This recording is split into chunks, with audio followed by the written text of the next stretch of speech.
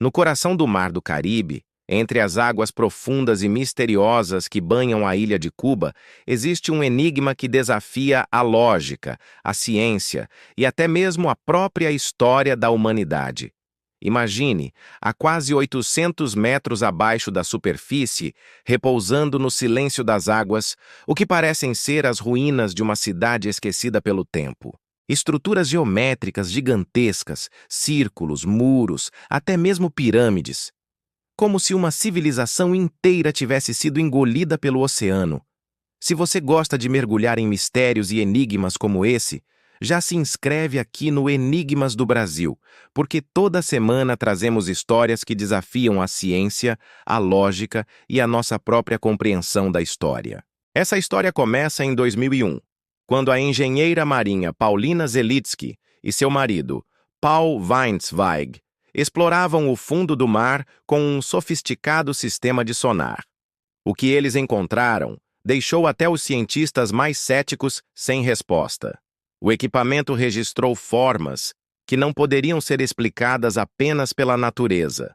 Havia simetria, havia ordem, havia padrões. Mas como algo assim poderia estar lá, a quase 1 quilômetro de profundidade? Os primeiros cálculos sugeriam que aquelas construções poderiam ter mais de 6.000 anos. Isso significa que teriam surgido antes mesmo das pirâmides do Egito, antes da própria escrita, antes de tudo o que conhecemos como berço da civilização. E se essa data fosse correta, não estaríamos apenas diante de uma descoberta arqueológica, mas sim diante de uma verdadeira bomba histórica. Mas aqui começa a parte ainda mais misteriosa. O que poderia ter sido a maior revolução científica do nosso tempo foi simplesmente silenciado. Nenhuma grande expedição voltou ao local. Os dados nunca foram divulgados por completo. A comunidade científica rapidamente levantou dúvidas, e pouco a pouco o assunto desapareceu das manchetes.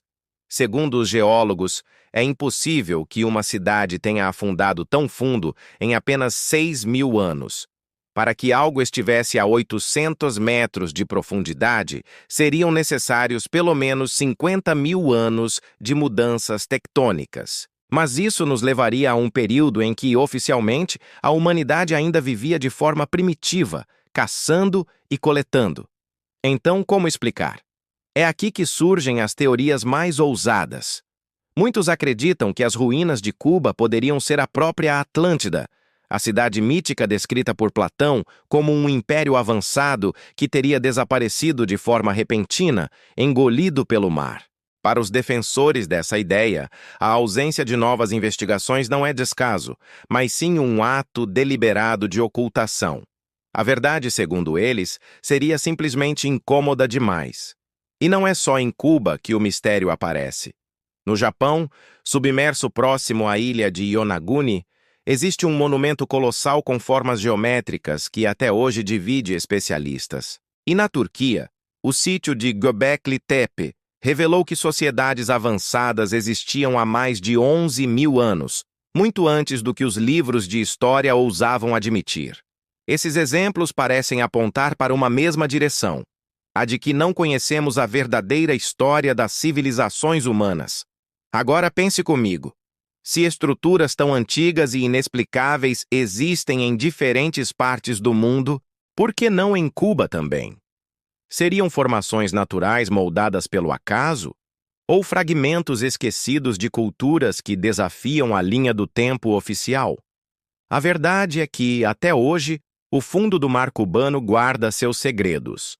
As imagens captadas naquela expedição permanecem envoltas em silêncio e o mistério continua sem resposta. Talvez estejamos diante de uma simples ilusão. Talvez diante de uma descoberta capaz de reescrever toda a história da humanidade. Enquanto as ruínas de Cuba continuam no fundo do mar, nós seguimos sem respostas definitivas. Talvez sejam apenas formações naturais, ou talvez, quem sabe, sejam a maior civilização perdida da história. Obrigado por assistir até o fim. Se você também é apaixonado por mistérios e enigmas como este, não esqueça de deixar o like, compartilhar este vídeo e se inscrever no canal. Nos vemos no próximo enigma.